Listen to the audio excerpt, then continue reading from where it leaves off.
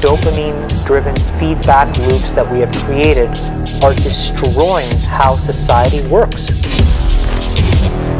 No civil discourse, no cooperation, misinformation, mistruth, and it's not an American problem. This is not about Russian ads.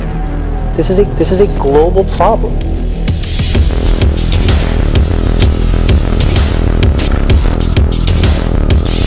We are in a really bad state of affairs right now. It is eroding the core foundations of how people behave by and between each other.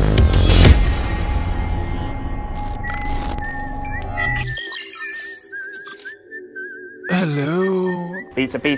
We here at Facebook have decided to be more transparent, to let you, the user, in on what exactly our technologies are doing to the human mind. Firstly, let's begin with some evidence.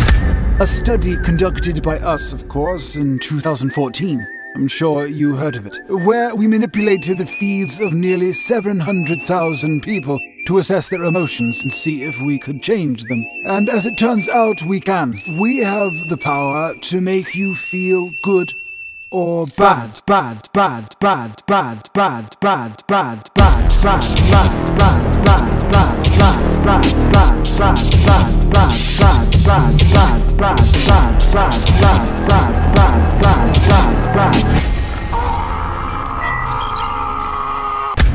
Through our study, which, as an aside, some claim was an unethical intrusion of privacy, even though we explicitly state in our terms of service that your data is free for us to use for analysis. We found that emotional contagion, which is the transfer of moods through a group, can be transmitted online. This was very good news indeed, because it gives us, among other things, an easier, more strategic doorway into manipulating your mind. Take, for instance, women. Studies show that women feel most vulnerable on Mondays and feel best about themselves on Thursdays. So we concentrate very particular ads during peak vulnerability moments. But let's say a woman just posted a selfie with the hashtag beautiful. Well, all we do here is align her feed with weekend style, weekend fun, how to be a true independent woman. This is made even easier given that we track all your shopping on Google, among other things. How dry do you want it? Not dry?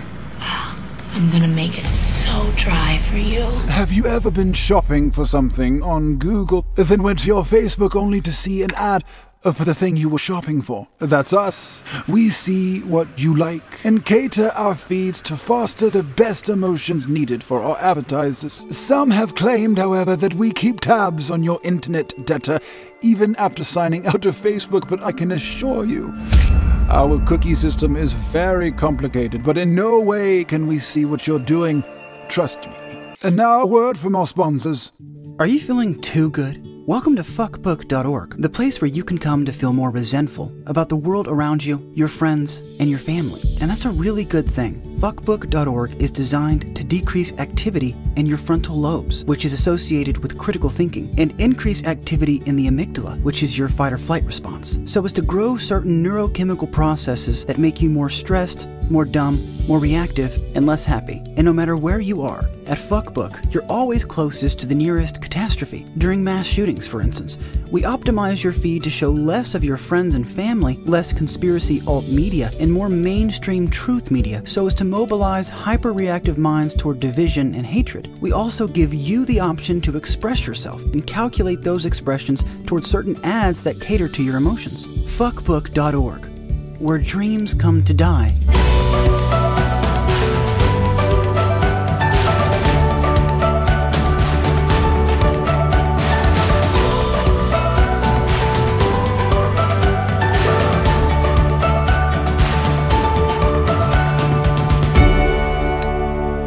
And now a quick message from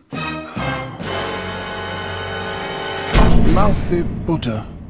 In my life, one of the most important factors for happiness, or just general contentment, is attention. It's in those moments when we're absolutely engaged with what we're doing where life means something. Whether it's surfing a wave, or driving the car, or listening to a song, or writing, or you're at a rock concert. Now, it's possible for the mind to ruin all of those things, but the thing that ruins it is when we're not paying attention. Attention is the root of contentment. And social media is ruining our attention spans. Well, that's if we use too much of it.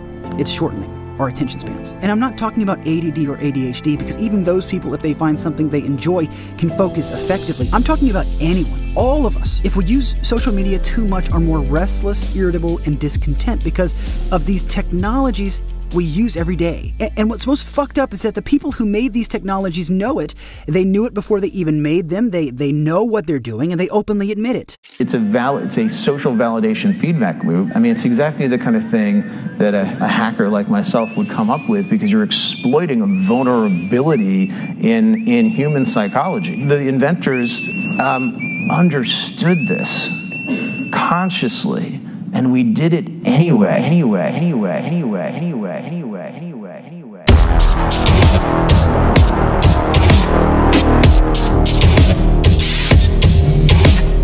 So the solution is probably to take a break from the internet, but more importantly is to do things where the mind is only paying attention to one thing. We interrupt our program to bring you this important message. Shut it down. Now, let's end this with some truth. You know I watch what you do online. You know I manipulate your mind, but you still won't stop unless, of course, you use Twitter, which, if you haven't already figured out, is like crack and my competitor. But an inattentive mind is still good for the economy, and a good economy is good for me. So one way or another, and for many years to come, I promise you, grass belongs to me. That is, unless, of course, you discover the secret. One that no one, especially not I, can give to you. These boys are now fertilizing daffodils. But if you listen real close, you can hear them whisper their legacy to you. Go on, lean in. Listen. You hear it?